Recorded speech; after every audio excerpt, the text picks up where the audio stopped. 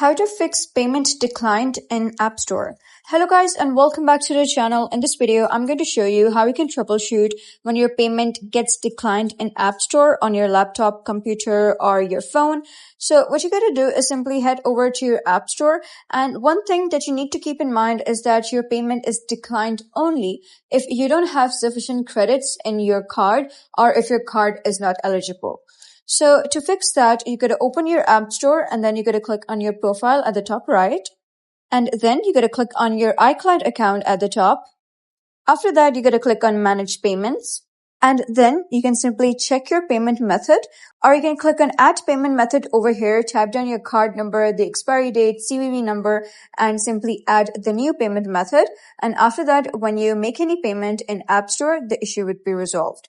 So that is basically how you can fix payment declined in App Store. So if you found this guide helpful, give it a thumbs up. And don't forget to subscribe for more helpful tutorials. I'll see you in the next video.